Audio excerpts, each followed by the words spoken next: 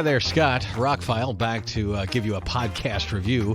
Going to be talking about the first 3 Despicable Me movies. Not the Minion movies just yet. Might mention them, but not going to review them yet.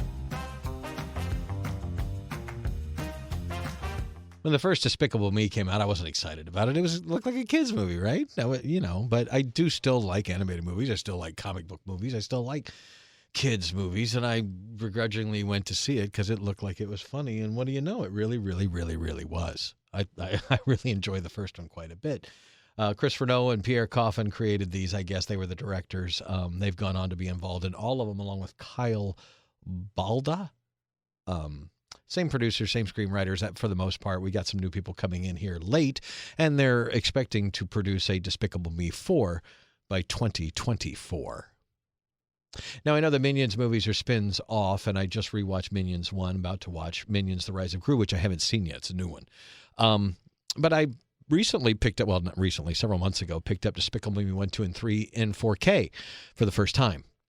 And they really look great, by the way. This is not really a 4K review, but I'm of the opinion that a lot of animation doesn't really need to be upgraded to 4K because your, Blu-ray player or your 4K player will upgrade it on its own.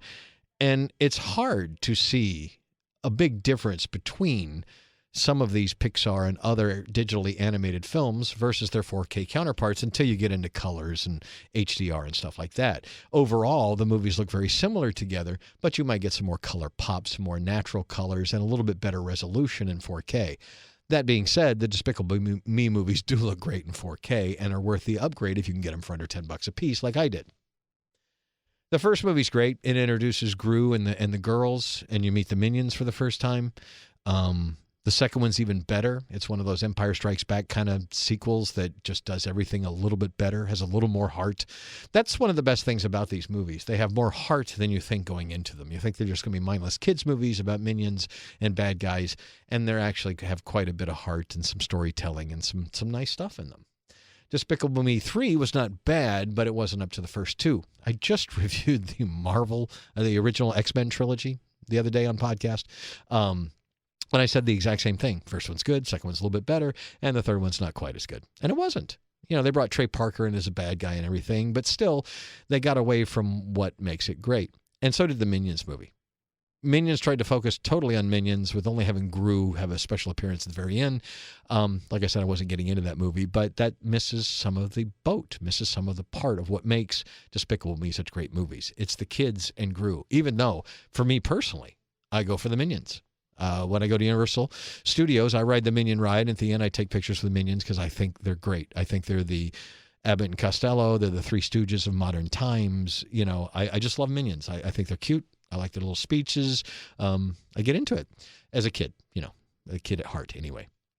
So, but even I will watch the Minions movie and go, it's missing Gru. It's missing the girls. It's missing that. They kind of need that in there. Now, I haven't watched the Minions Rise of Gru yet, but that will be a separate podcast because that's a less than 6 months old film.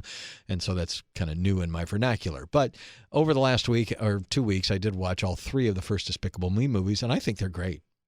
I think they're right under How to Train Your Dragon as some of the best movies you can watch with kids. How to Train Your Dragon movies, I think, are as good as any Pixar movies. I think they're good for young adults. I think they have good moral fiber in them. They're good stories. They're well animated. They're interesting. They're fun.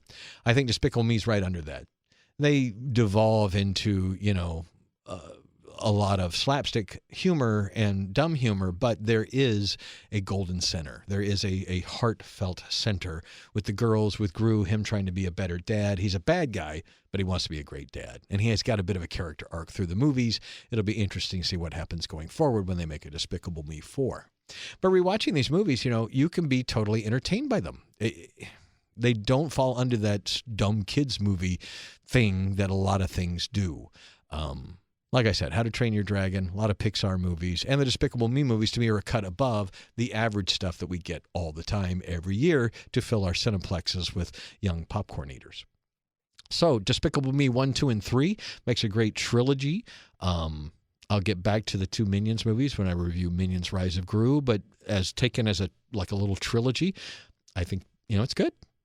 For kids, it's like the X-Men trilogy. You get a good movie, a great movie, and an okay movie, and you put it all together, and it's a watchable trilogy. So check them out if you haven't seen them or you think they're just for kids. Despicable Me 1, 2, and 3 are actually a lot of fun, a lot of heartfelt fun, and funny, too. Scott Hamilton, I'm ROCKFILE. Quick review to review the Despicable Me trilogy. Can't wait to watch number 4 when it's released in 2024. More podcasts on the way. My links are below. Have a spectacular day, and thank you so much for listening.